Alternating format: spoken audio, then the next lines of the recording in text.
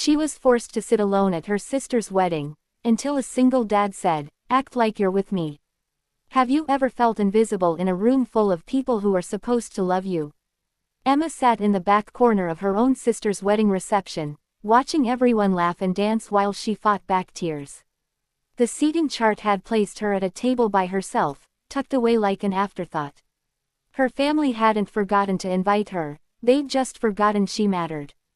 But then a stranger with kind eyes and a little girl holding his hand walked up to her table and whispered 6 words that would change everything. Act like you're with me.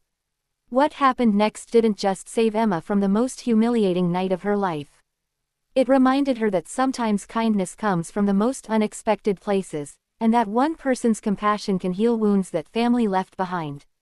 Before we dive into this incredible story, if you love heartwarming tales about everyday heroes and the power of human kindness, you're in the right place. Please hit that subscribe button and join our Heartfelt Moments family. Give this video a like if you believe in the magic of compassion, and drop a comment below telling us about a time a stranger showed you unexpected kindness. Your stories inspire us to keep sharing these moments that remind us what truly matters. Now, let's get back to Emma's story. Emma had always known she was different from her sister Claire. Claire was the golden child, beautiful, confident, engaged to a successful lawyer, and their parents' pride and joy. Emma was the quiet one, the one who'd struggled through college, who worked as a teacher, who never seemed to quite measure up. But she loved her sister, and when Claire got engaged, Emma was genuinely happy for her. The trouble started with the wedding planning. Emma offered to help, but Claire barely acknowledged her suggestions. When the invitations went out, Emma's +1 was forgotten. When she asked about it, her mother said, "Well, you're not seeing anyone seriously, so we didn't think you'd need one." The words stung, but Emma tried to brush it off. On the wedding day, Emma arrived at the beautiful vineyard venue wearing her bridesmaid dress, ready to support her sister despite everything. The ceremony was lovely, and Emma genuinely smiled as Claire and her new husband exchanged vows.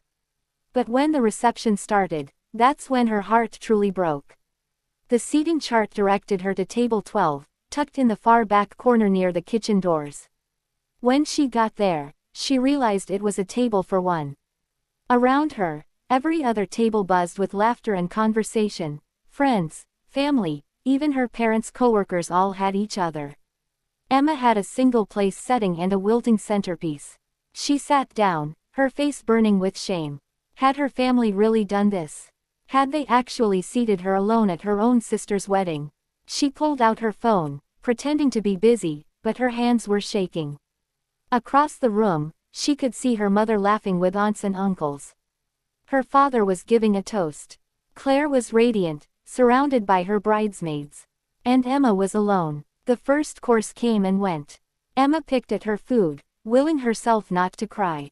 A few relatives walked past without stopping. She heard whispered comments, "Is that Emma? Why is she sitting alone?" The pity in their voices was almost worse than the isolation. That's when she heard a gentle voice. "Excuse me, is anyone sitting here?" Emma looked up to see a man about her age with warm brown eyes and a nervous smile. Beside him stood a little girl, maybe 6 years old, with pigtails and a pink dress. No," Emma said, confused. "It's just me at this table." The man glanced around the room, then back at her. His expression shifted to understanding, then something that looked like determination. He leaned down and said quietly, "I'm going to sit here with my daughter. And I need you to do me a favor, act like you're with me." Emma blinked. "What? Just trust me," he said, pulling out a chair for his daughter and sitting down himself. "I'm Marcus, and this is Lily. We're friends of the groom's family, but we got here late and our table is completely full. People are staring, and Lily's getting anxious about not having anywhere to sit. Would you mind if we joined you? Make it look like we're all together." It took Emma only a second to realize what he was really doing. He'd seen her sitting alone. He'd understood exactly what was happening. And he was giving her both a rescue and a way to save face. "Of course," Emma said, her voice barely above a whisper. "Please, sit." Lily immediately started chattering. "I like your dress. It's so pretty. Are you a princess?" For the first time that night, Emma laughed, a real laugh. Not quite, sweetheart, but thank you. Marcus caught her eye and smiled. As the evening went on, something magical happened. Instead of sitting alone in misery, Emma found herself genuinely enjoying the reception. Lily was delightful, telling elaborate stories about her stuffed animals and insisting Emma try the chocolate cake. Marcus was easy to talk to, sharing that he was raising Lily on his own after his wife had passed away 2 years earlier. Weddings are hard, he admitted quietly while Lily was distracted by the flower girl. But I want Lily to see love and celebration.